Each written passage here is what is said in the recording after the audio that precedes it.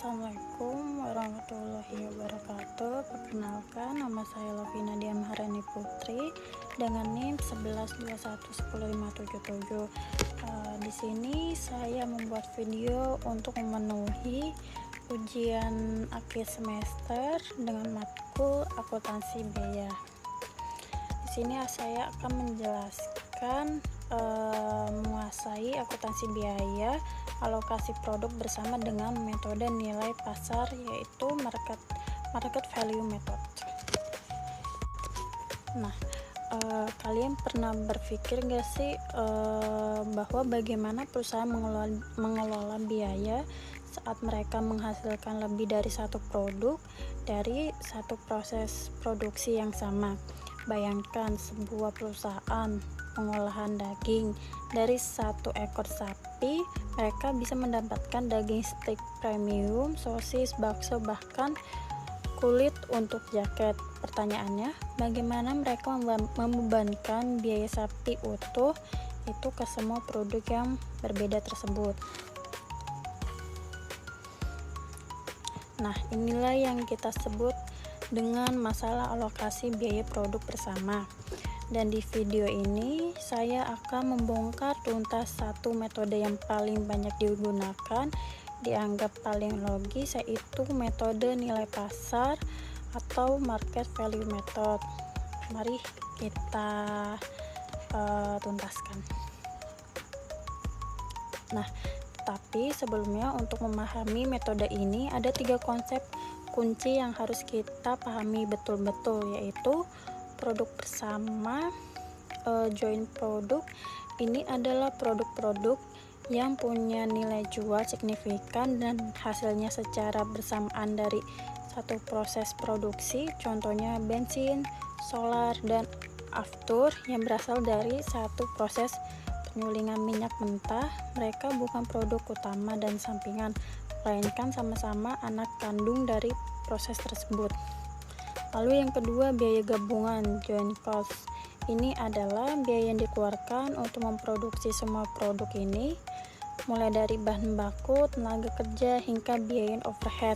Sebelum mereka bisa dipisahkan, pahami dulu sebagai satu tumpukan biaya besar harus kita pecahkan dan alokasikan secara adil.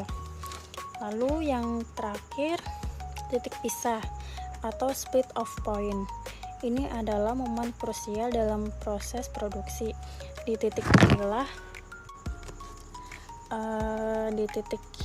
inilah perusahaan memiliki pilihan apakah produk tersebut akan langsung dijual atau diproses lebih lanjut untuk meningkatkan nilai jualnya.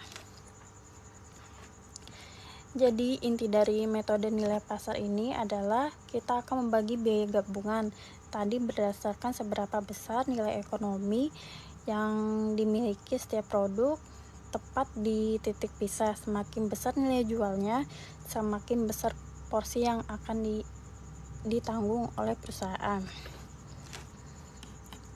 Nah, langkah pertama studi kasus yang saya ambil itu dari PT Angkasa Raya. Dari itu soalnya PT Angkasa Raya memproduksi 2 produk bersama, yaitu produk X dan produk Y. Dari satu proses produksi gabungan, biaya gabungan yang dikeluarkan sampai titik pisah adalah 240.000. Setelah titik pisah, kedua produk dapat langsung dijual. Berikut data produksi, harga jual per unit dipisah. Nah, di sini ada tabel yang pertama, produk X dan produk Y. Itu produk X itu nilai unit produksinya itu 3.000 per unit dan harga jual per unit di titik pisah itu 80 perak. Dan produk Y itu unit diproduksinya 5.000 unit, harga jual per unit di titik pisah itu 60 perak. Nah, Jadi kita hitung alokasi biaya gabungan sebesar 240.000 ke masing-masing produk C dan produk C menggunakan metode nilai pasar di titik pisah.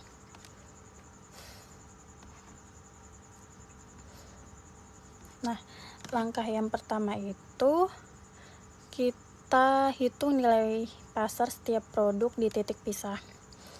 Yang pertama untuk produk X itu kan 3.000 unit, untuk unit yang diproduksi dikali 80 perak untuk harga jual per unit di titik pisah, itu sama dengan 240.000. Ini adalah total nilai jual produk S jika langsung dijual di titik pisah. Dan yang kedua untuk produk Y, 5.000 unit dikali 60 perak itu hasilnya 300.000. Lalu langkah yang kedua kita hitung total nilai pasar gabungan. Itu kita jumlahkan nilai pasar keduanya untuk mendapatkan total, yaitu 240.000 ditambah 300.000 itu sama dengan 540.000. Ini adalah total kekayaan yang dihasilkan dari proses gabungan tersebut. Lalu langkah yang ketiga itu kita hitung rasio alokasinya. Nah, rasio ini menunjukkan seberapa besar kontribusi nilai pasar setiap produk terhadap total. Yang pertama, rasio produk X itu 240.000 dibagi 540.000 itu sama dengan 44,44%. Ini artinya produk X menyumbangkan 44,44% dari total nilai jual gabungan. Lalu yang kedua produk Y. Produk Y 300.000 dibagi dengan 540.000 itu sama dengan 55,56%. Produksi menyumbang porsi yang lebih besar sesuai dengan nilai pasar yang lebih tinggi. Selanjutnya langkah keempat kita hitung alokasi biaya gabungan. Nah, kita alokasikan biaya gabungan itu sebesar 240.000 ke masing-masing produk berdasarkan rasio yang sudah kita dapatkan. Alokasi biaya produk X sama dengan 240.000 dikali 44,44% sama dengan 106,656. Alokasi biaya untuk produk Y itu sama dengan 240.000 dikali 55,56%, itu hasilnya 133,3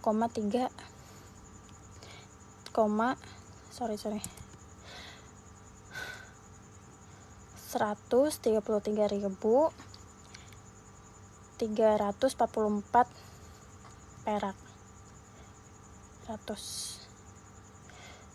Kalau kita jumlahkan kedua angka ini kembali ke 240, hasil ini sangat logis karena produk Y yang memiliki nilai pasar lebih tinggi menanggung porsi biaya gabungan yang lebih besar.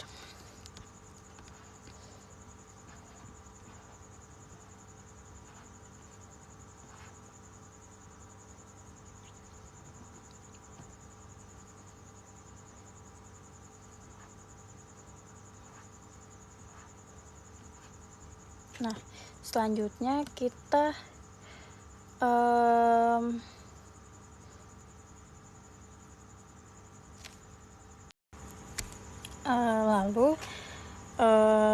kalau kita sudah jumlahkan kedua angka ini akan kembali dengan nominal 240.000. Hasil ini sangat logis karena produk Y yang memiliki nilai pasar lebih tinggi menanggung porsi biaya gabungan yang lebih besar. Selanjutnya itu studi kasus 2, perbandingan dengan metode nilai relasi bersih NRV. Nah, apa yang terjadi jika produk tidak bisa dijual di titik pisah atau perusahaan memilih untuk memprosesnya lebih lanjut untuk mendapatkan harga lebih tinggi? Disinilah kita menggunakan variasi metode ini, yaitu metode nilai realisasi bersih atau NRV. Mari kita gunakan data yang telah kita hitung tadi. Biaya gabungan itu 150.000 dan produk A 2000 unit. Harga jual final itu 65 perak per unit. Biaya pemrosesan lanjutan 10.000 per unit. Produk B itu 4.000 per unit. Harga jual final itu 60 perak per unit.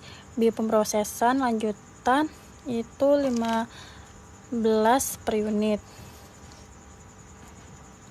Nah, metode NFV ini adalah kita harus mencari nilai pasar hipotesis di titik pisah dengan cara mengurangi harga jual final dengan biaya pemrosesan lanjutan. Nah, nilai NRV produk A itu 65 perak dikurangin 10 dikali 2000 unit itu hasilnya 110.000. Nilai NRV produk B itu 60 perak dikurangi 15 perak dikali 4.000 unit hasilnya 180.000. Dan total NRV itu kita total dari produk A ke produk B itu hasilnya 290.000. Nah, kita alokasikan biaya gabungan 150.000 itu menggunakan total NRV ini. Rasio produk A itu 110 kita bagi dengan 290.000 sama dengan 37,93%.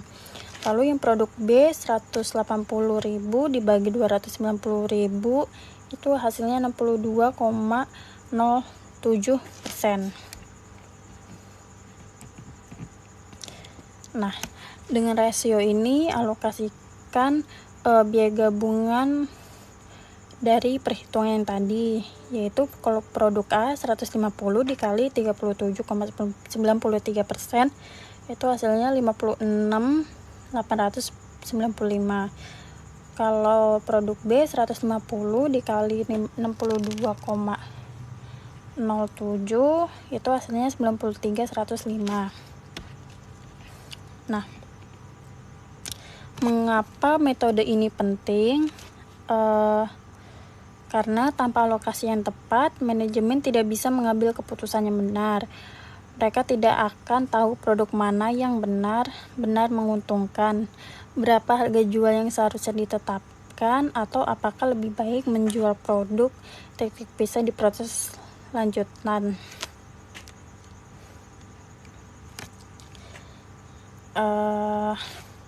Sekian dari penjelasan saya. Mohon maaf jika ada kesalahan kata. Wassalamualaikum warahmatullahi wabarakatuh.